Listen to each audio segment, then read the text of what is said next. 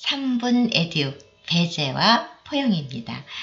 저의 직업은 대학 강사이고요. 한국장애예술인협회에서 잡지를 만들고 있습니다. 바로 이 인형이 장애예술인 캐릭터 콜입니다. 언제든지 달려갈게 콜콜콜. 네, 제가 이 3분 에듀를 시작하는 것은요, 유튜버가 되기 위해서는 아닙니다. 우리 사회에 갈등이 되고 있는 배제를 설명하고 또 우리 사회가 지향해야 할 포용을 좀 제안하고 싶어서입니다. 제 얘기는 22회로 진행이 되는데요. 1회 시간이 길지 않을 것이라는 마음으로 3분 에듀라고 정했지만은 조금 시간이 길어질 수도 있습니다. 하지만 3분처럼 지루하지 않게 느끼게 할 자신이 약간은 있습니다. 자, 저한테 짧은 시간 투자해 주시면 그럼 여러분과 함께 정말 좋은 세상을 만들 수 있을 것입니다. 콜! 너도 빨리 부탁드려.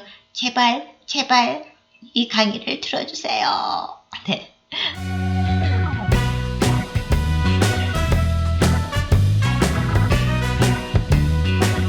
지금부터 5회에 걸쳐서 배제가 일어나고 있는 배경에 대해서 설명을 하겠습니다.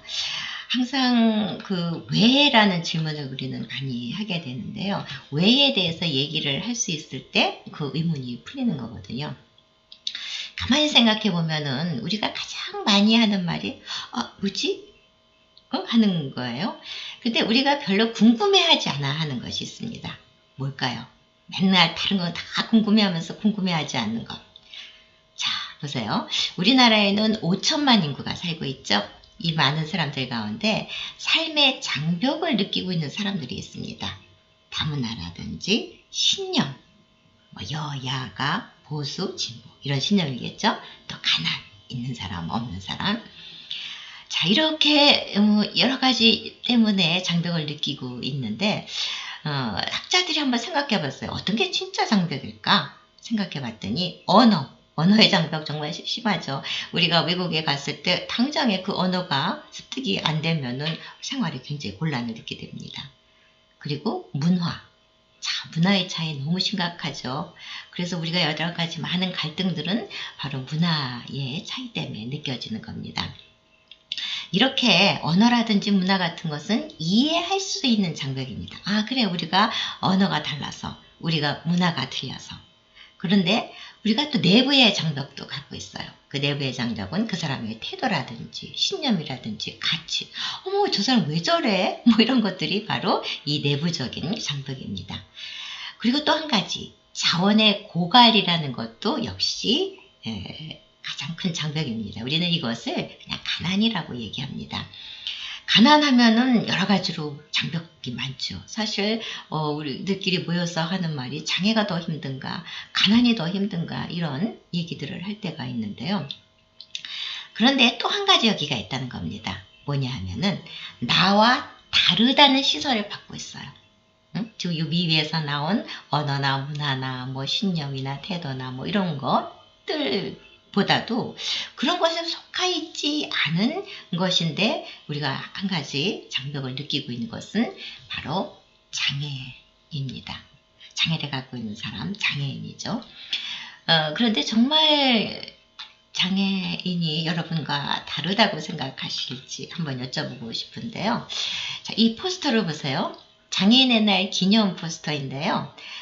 휠체어와 의자의 이미지를 아주 투명하게 하니까 멋진 두 남녀가 그냥 앉아있다는 생각 외에는 다른 생각을 하지 않게 됩니다.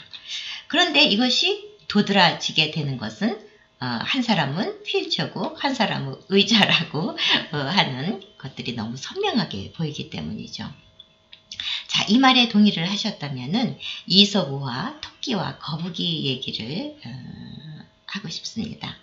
토끼와 거북이가 경주를 한다고 하는 발상은 예술입니다. 그리고 토끼의 교만함 때문에 성실한 거북이가 경주에서 승리한다고 하는 것은 문화입니다. 그러니까 성실해야 성공할 수 있어. 이런 거는 문화라는 거죠. 그런데 어때요? 현실에서는 아무리 성실해도 거북이는 토끼를 이기지 못합니다.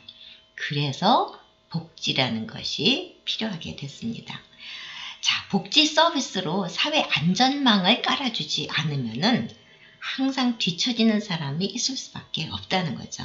그래서 머덕이라는 학자는 문화와 복지가 행복을 퍼올리는 두 손이다. 이런 멋진 말을 했습니다. 이것을 요즘 문화복지다 이렇게 얘기를 하는데요. 문화복지는 굉장히 필요한 개념이지만 아직 우리 사회에서 그렇게 일반화되지는 못했습니다. 자, 그렇다면은 우리 좀 신중하게 또 다뤄볼 문제는 중세에는 신중심의 사회였어요. 그러다가 르네상스 이후에 인간 중심의 사회로 발전했죠. 그럼 지금은 무슨 사회냐? 우주시대입니다. 이제는 정말 옛날하고 많이 틀려졌다는 거예요. 그래서 이 우주시대에 접어들었는데 우주시대는 새로운 정상, 즉 뉴 노멀이라고 하는 패러다임이 나타났습니다.